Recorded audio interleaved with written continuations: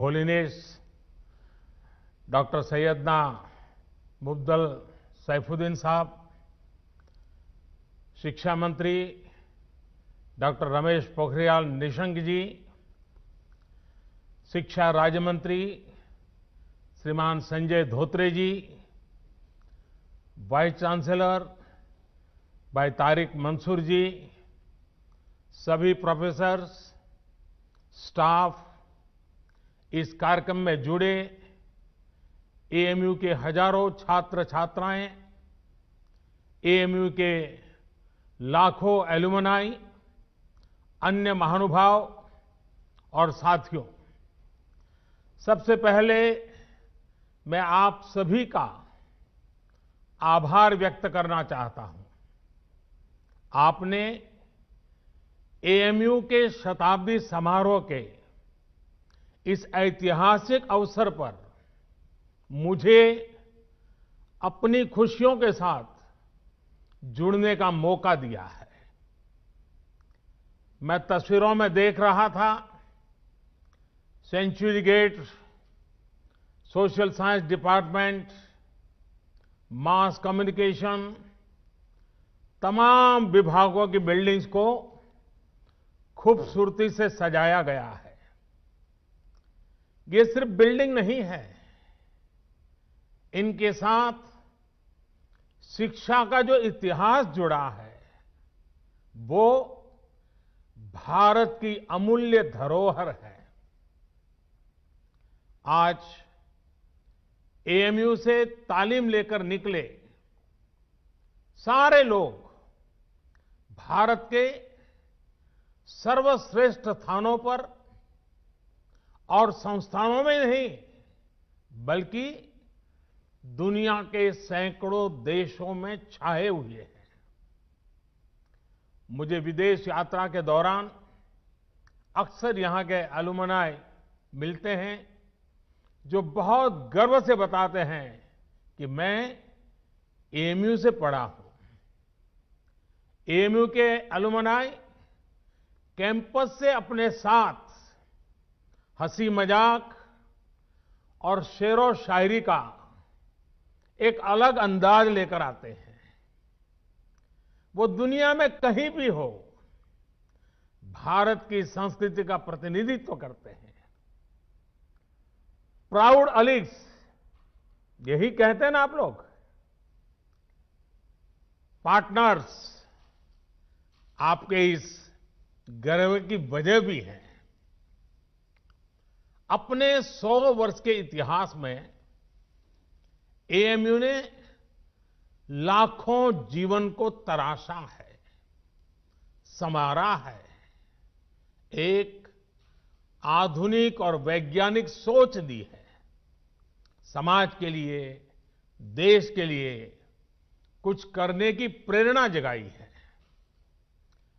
मैं सभी के नाम लूंगा तो समय शायद बहुत कम पड़ जाएगा। एएमयू की ये पहचान, इस सम्मान का आधार उसके वो मूल्य रहे हैं जिन पर सर सैयद अहमद खान द्वारा इस संस्थान की स्थापना की गई है। ऐसे प्रत्येक छात्र छात्रा और इन 100 वर्षों में एएमयू के माध्यम से देश की सेवा करने वाले प्रत्येक टीचर प्रोफेसर का भी मैं अभिनंदन करता हूं। अभी कोरोना के इस संकट के दौरान भी एएमयू ने जिस तरह समाज की मदद की वो अभूतपूर्व है।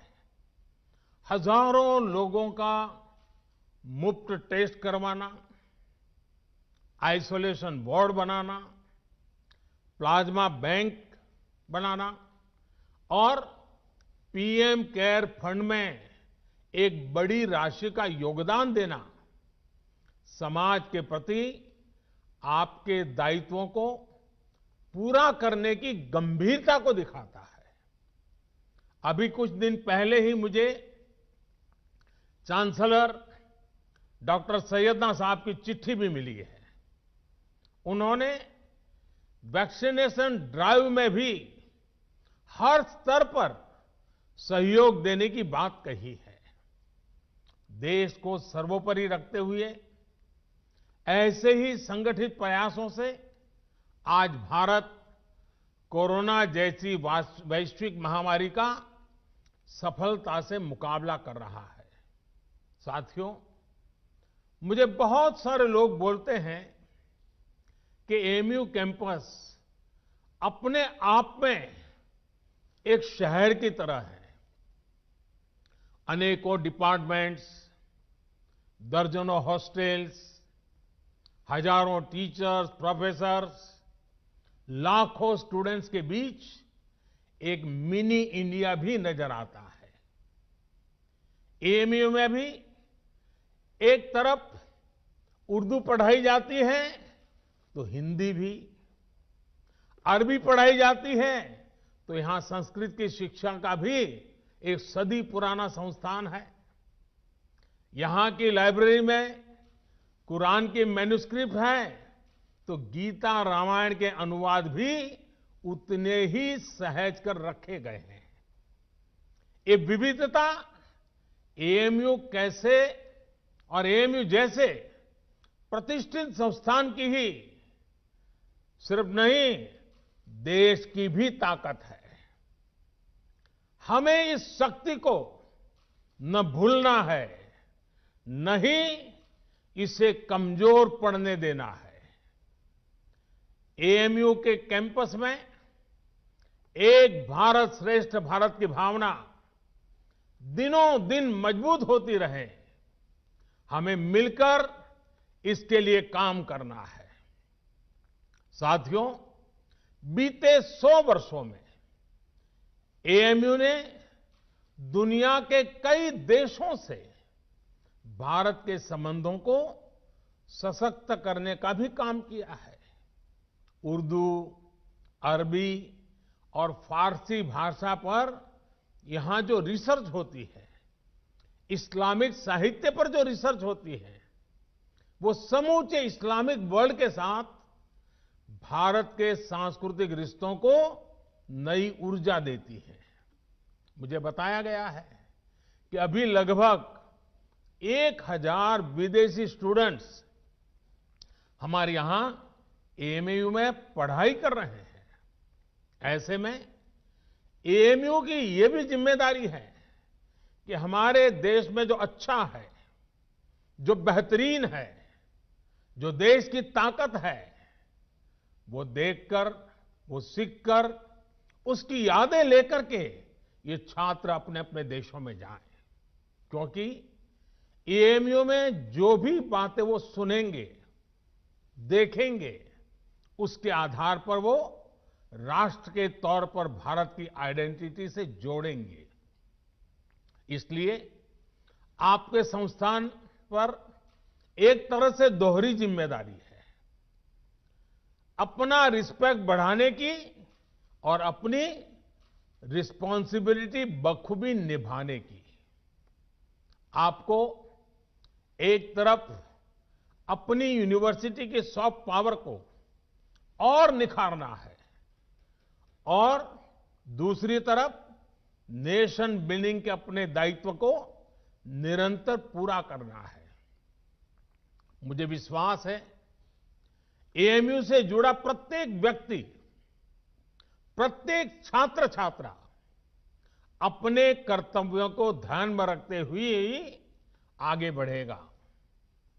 मैं आपको सर सैयद द्वारा कही गई एक बात, उस बात की आज याद दिलाना चाहता हूं। उन्होंने कहा था, अपने देश की चिंता करने वाले का पहला और सबसे बड़ा कर्तव्य है कि वो सभी लोगों के कल्याण के लिए कार्य करे, भले ही लोगों की जाति, मत या मजहब कुछ भी हो। साथियों, अपनी इस बात को विस्तार देते हुए सर सैयद ने एक उदाहरण भी दिया था। उन्होंने कहा था, जिस प्रकार मानव जीवन और उसके अच्छे स्वास्थ्य के लिए शरीर के हर अंग का स्वस्थ रहना जरूरी है, वैसे ही देश की समृद्धि के लिए भी उसका हर स्तर पर विकास होना आवश्यक है। साथियों, आज देश भी उस मार्ग पर बढ़ रहा है जहां प्रत्येक नागरिक को बिना किसी भेदभाव देश में हो रहे विकास का लाभ मिले। देश आज उस मार्ग पर बढ़ रहा है जहां का प्रत्येक नागरिक संविधान से मिले अपने अधिकारों को लेकर निश्चिंत रहे, अपने भविष्य को लेकर के निश्चिंत रहे। देश आज उस मार्ग पर बढ़ रहा है जहां मजहब की वजह से कोई पीछे न छूटे, सभी को आगे बढ़ने के समान अवसर मिले, सभी अपने सपने पूरे करें। सबका साथ, सबका विकास, सबका विश्वास, ये मंत्र इसका मूल आधार है। देश की नीयत और नीतियों में यही संकल्प झलकता है।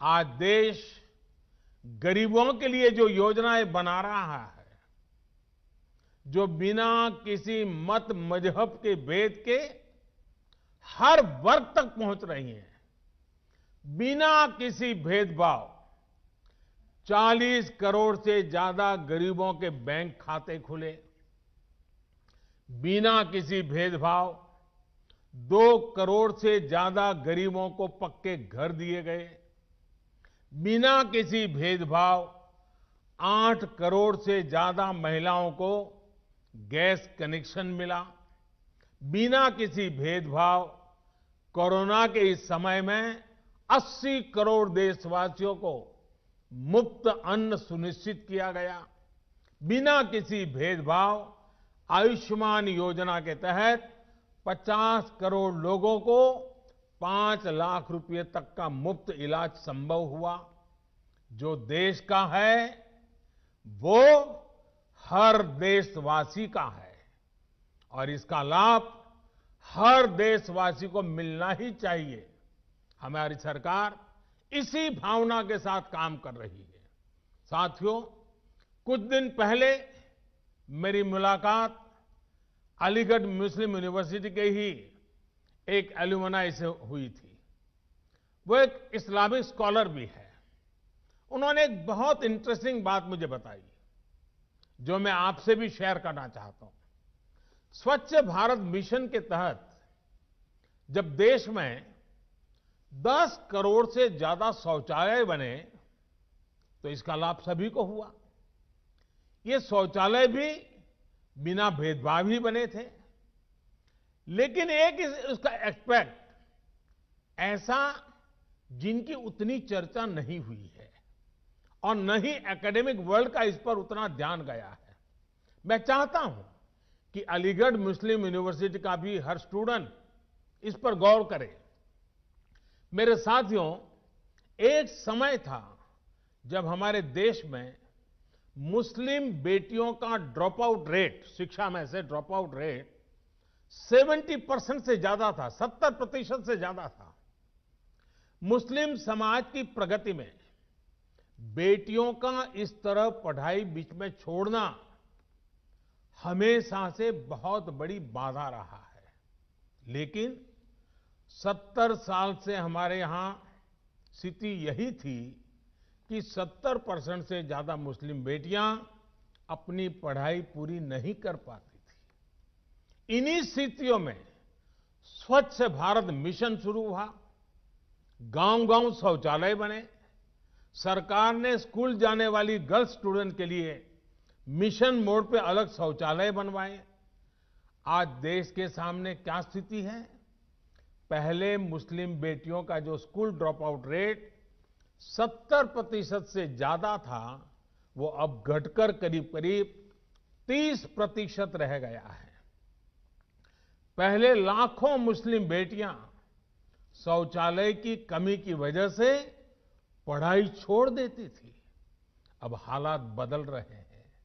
मुस्लिम बेटियों का ड्रॉप रेट कम से कम हो, इसके लिए केंद्र सरकार निरंतर प्रयास कर रही है। आपकी अलीगढ़ मुस्लिम यूनिवर्सिटी में भी स्कूल ड्रॉप आउट छात्र छात्राओं के लिए ब्रिज कोर्स चलाया जा रहा है। और अभी मुझे एक और बात बताई गई है जो बहुत अच्छी लगी है। एएमयू में अब फीमेल स्टूडेंट्स की संख्या बढ़कर 35% हो गई है। मैं आप सबको बधाई देना चाहूंगा। मुस्लिम बेटियों की शिक्षा पर, उनके सशक्तिकरण पर सरकार का बहुत ध्यान है। पिछले 6 साल में सरकार द्वारा करीब करीब 1 करोड़ मुस्लिम बेटियों को स्कॉलरशिप दी गई है। साथियों, जेंडर के आधार पर भेदभाव न हो, सबको बराबर अधिकार मिले, देश के विकास का लाभ सबको मिले, ये एएमयू की स्थापना की प्राथमिकताओं में था। आज भी एएमयू के पास ये गौरव है कि इसकी फाउंडर चांसलर की जिम्मेदारी बेगम सुल्तान ने संभाली थी। 100 साल पहले की परिस्थितियों में ये किया जाना कितना बड़ा काम था, इसका अंदाज लगाया जा सकता है। आधुनिक मुस्लिम समाज के निर्माण का जो प्रयास उस समय शुरू हुआ था, 3 तलाक जैसी कुप्रथा का अंत करके देश ने आज उसे आगे बढ़ाया है। साथियों, पहले ये कहा जाता था कि अगर एक महिला शिक्षित होती है तो पूरा परिवार शिक्षित हो जाता है। ये बात सही है, लेकिन परिवार की शिक्षा के आगे भी इसके गहरे मायने हैं। महिलाओं को शिक्षित इसलिए होना है ताकि वो अपने अधिकारों का सही इस्तेमाल कर सके, अपना भविष्य खुद तय कर सके। एजुकेशन अपने साथ लेकर के आती है एम्प्लॉयमेंट और एंटरप्रेन्योरशिप। एम्प्लॉयमेंट और एंटरप्रेन्योरशिप अपने साथ लेकर आते हैं इकोनॉमिक इंडिपेंडेंस। इकोनॉमिक इंडिपेंडेंस में होता है एम्पावरमेंट। एक एम्पावर्ड वुमेन का हर स्तर पर, हर फैसले में उतना ही बराबर का योगदान होता है जितना किसी और का। फिर चाहे बात परिवार को डायरेक्शन देने की हो या फिर देश को डायरेक्शन देने की। आज जब मैं आपसे बात कर रहा हूं तो देश की अन्य शिक्षा संस्थाओं से भी कहूंगा कि ज्यादा से ज्यादा बेटियों को शिक्षा में जोड़े और उन्हें सिर्फ एजुकेशन ही नहीं बल्कि हायर एजुकेशन तक लेकर के जाएं। साथियों, एएमयू ने हायर एजुकेशन में अपने कंटेम्पररी करिकुलम में उससे बहुतों को आकर्षित किया है। आपकी यूनिवर्सिटी में इंटर डिसिप्लिनरी विषय पहले से पढ़ाए जाते हैं। अगर कोई छात्र साइंस में अच्छा है और उसे हिस्ट्री भी अच्छी लगती है तो ऐसी मजबूरी क्यों हो कि वो किसी एक को ही चुन सके।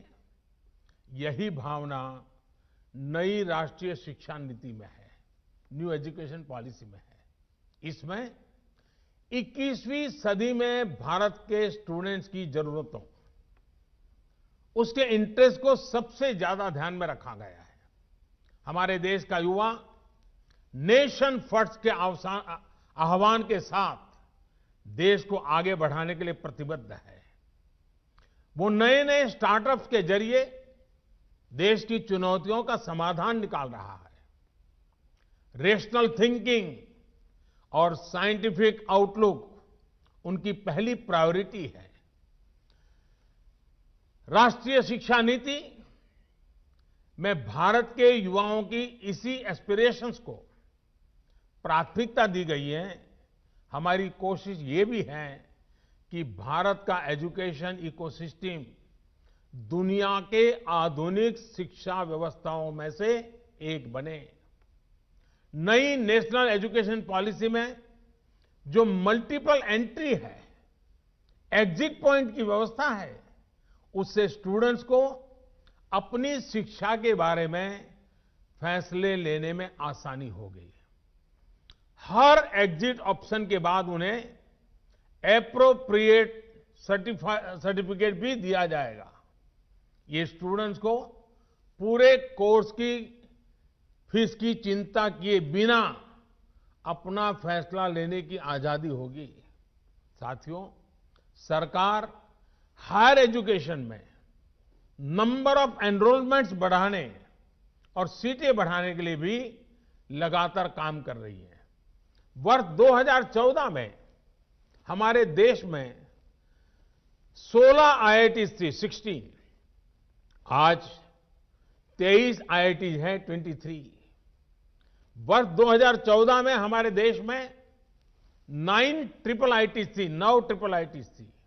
आज 25 ट्रिपल आईटीज हैं। वर्ष 2014 में हमारे यहां 13 आईआईएम्स थे, आज 20 आईआईएम्स हैं। मेडिकल एजुकेशन को लेकर भी बहुत काम किया गया है। 6 साल पहले तक देश में सिर्फ 7 एम्स थे, आज देश में 22 एम्स हैं। शिक्षा चाहे ऑनलाइन हो या ऑफलाइन, सभी तक पहुंचे, बराबरी से पहुंचे, सभी का जीवन बदले, हम इसी लक्ष्य के साथ काम कर रहे हैं। साथियों, एएमयू के 100 साल पूरे होने पर मेरी आप सभी युवा पार्टनर्स से कुछ और अपेक्षाएं भी हैं। क्यों न 100 साल के इस मौके पर एएमयू के 100 हॉस्टल्स एक एक्स्ट्रा करिकुलर टास्क करें। ये टास्क देश की आजादी के 75 साल पूरे होने से जुड़े हों।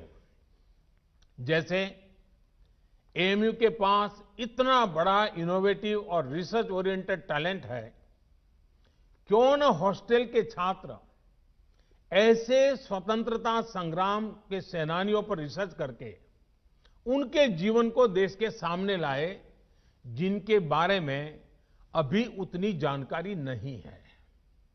कुछ स्टूडेंट्स इन महापुरुषों के जन्मस्थान जाएं, उनकी कर्मभूमि जाएं, उनके परिवार के लोग अब कहां हैं, उनसे संपर्क करें।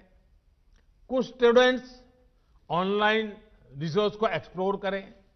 उदाहरण के तौर पर 75 हॉस्टल्स एक एक आदिवासी फ्रीडम फाइटर पर एक एक रिसर्च डॉक्यूमेंट तैयार कर सकते हैं।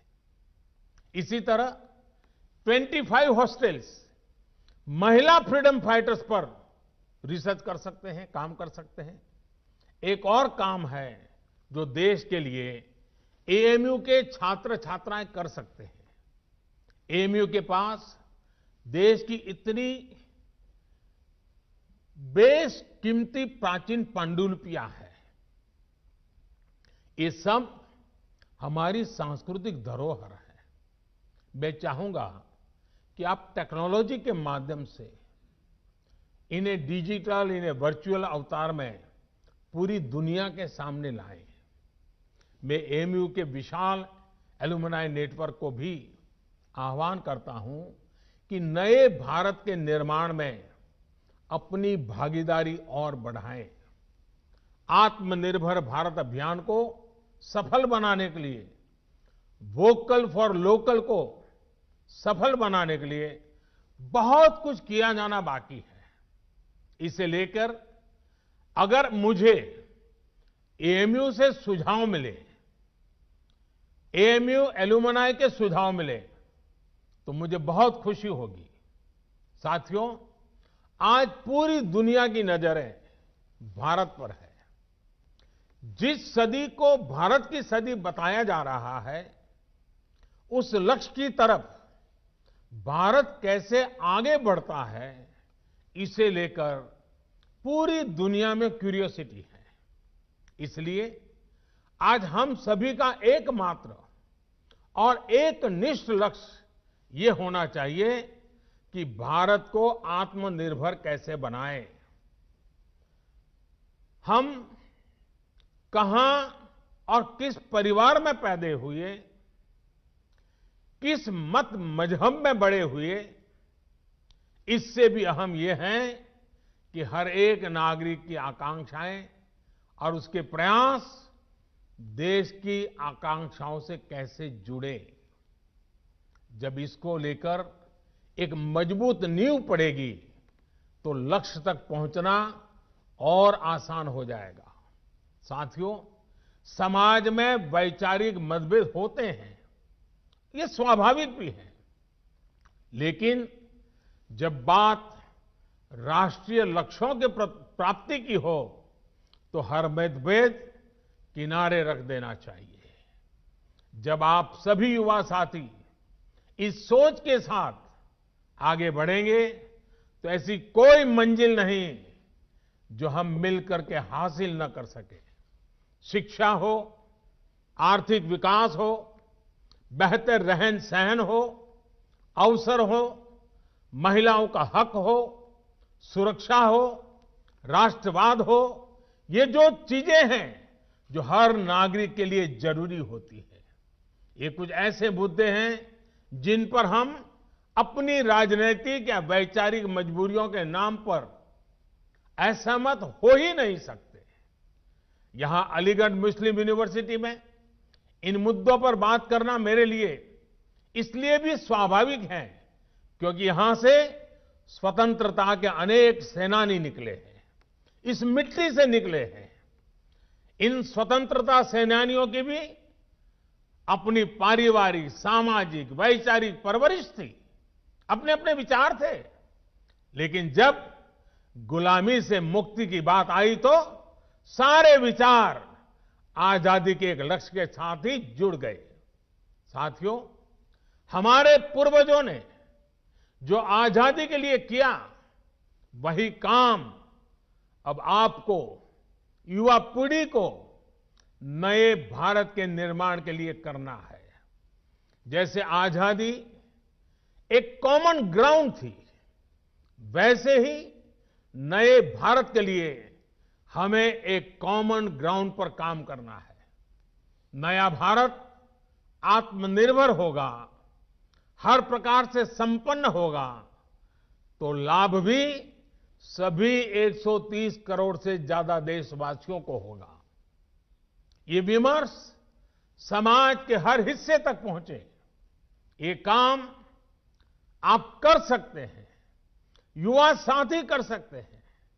साथियों, हमें समझना होगा कि सियासत सोसाइटी का एक अहम हिस्सा है, लेकिन सोसाइटी में सियासत के अलावा भी दूसरे मसले हैं।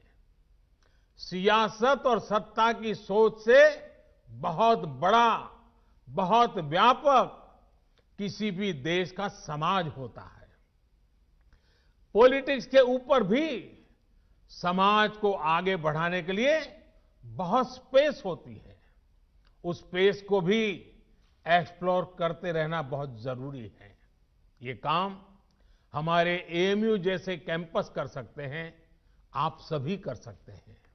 साथियों, न्यू इंडिया के विजन की जब हम बात करते हैं तो उसके मूल में भी यही है कि राष्ट्र के, समाज के विकास को राजनीतिक चश्मे से न देखा जाए। हां, जब हम इस बड़े उद्देश्य के लिए साथ आते हैं तो संभव है कि कुछ तत्व इससे परेशान हो। ऐसे तत्व दुनिया की हर सोसाइटी में मिल जाएंगे। ये कुछ ऐसे लोग होते हैं जिनके अपने स्वार्थ होते हैं। वो अपने स्वार्थ को सिद्ध करने के लिए हर हथकंडा अपनाएंगे, हर प्रकार की नेगेटिविटी फैलाएंगे। लेकिन जब हमारे मन और मस्तिष्क में नए भारत का निर्माण सर्वोच्च होगा तो ऐसे लोगों का स्पेस अपने आप में सिकुड़ता जाएगा। साथियों, पॉलिटिक्स इंतजार कर सकती है, सोसाइटी इंतजार कर सकती है, देश का डेवलपमेंट का इंतजार नहीं कर सकता। गरीब समाज के किसी भी वर्ग का हो, वो इंतजार नहीं कर सकता। महिलाएं, वंचित, पीड़ित, शोषित विकास का इंतजार नहीं कर सकते। सबसे बड़ी बात, हमारे युवा, आप सभी और इंतजार नहीं करना चाहेंगे। पिछली शताब्दी में मतभेदों के नाम पर बहुत वक्त पहले ही जाया हो चुका है। अब वक्त नहीं गंवाना है। सभी को एक लक्ष्य मिलकर, एक लक्ष्य के साथ मिलकर नया भारत, आत्मनिर्भर भारत बनाना है। साथियों, 100 साल पहले 1920 में जो युवा थे, उन्हें देश की आजादी के लिए संघर्ष करने का, खुद को समर्पित करने का, बलिदान देने का अवसर मिला था। उस पीढ़ी के तप और त्याग से देश को 1947 में आजादी मिली थी। आपके पास, आज की पीढ़ी के पास आत्मनिर्भर भारत, नए भारत के लक्ष्य को पूरा करने के लिए बहुत कुछ करने का अवसर है। वो समय था 1920 का, ये समय है 2020 का। 1920 के 27 साल के बाद देश आजाद हुआ था। 2020 के 27 साल बाद, जो कि अगले 27 साल 2020 से 2047 आपके जीवन के बहुत महत्वपूर्ण साल है। वर्ष 2047 में जब भारत अपनी आजादी के 100 वर्ष पूरा करेगा, आप उस ऐतिहासिक समय के भी साक्षी बनेंगे। इतना ही नहीं, इन 27 साल में आधुनिक भारत बनाने के आप हिस्सेदार होंगे। आपको हर पल देश के लिए सोचना है। अपने हर फैसले में देश हित सोचना है। आपका हर निर्णय देश हित को आधार बनाते हुए ही होना चाहिए। मुझे विश्वास है, हम सब साथ मिलकर आत्मनिर्भर भारत के सपनों को पूरा करेंगे। हम सब मिलकर देश को विकास की नई ऊंचाइयों पर पहुंचाएंगे। आप सभी को एएमयू के 100 वर्ष होने पर फिर से एक बार बहुत बहुत बधाई देता हूं। और इन 100 साल में जिन जिन महापुरुषों ने इस संस्थान की गरिमा को नई ऊंचाई पर ले जाने के लिए निरंतर प्रयास किया है, आज उनका भी पुण्य स्मरण करता हूं, उन सबका भी आदर करता हूं। और फिर एक बार आज के इस पवित्र अवसर से भविष्य के लिए अनेक अनेक शुभकामनाएं देता हूं। विश्व भर में फैले हुए अलुमनाई को भी मैं उत्तम स्वास्थ्य के लिए एक शुभकामना करता हूं, उनके उत्तम भविष्य के लिए भी शुभकामनाएं करता हूं। और एएमयू के भी उत्तम भविष्य के लिए अनेक अनेक शुभकामनाओं के साथ मैं आपको विश्वास दिलाता हूं कि ये सरकार आपकी प्रगति के लिए, आपके सपनों को साकार करने के लिए हम भी कभी पीछे नहीं रहेंगे। इसी एक विश्वास के साथ आपका बहुत बहुत धन्यवाद। बहुत बहुत धन्यवाद।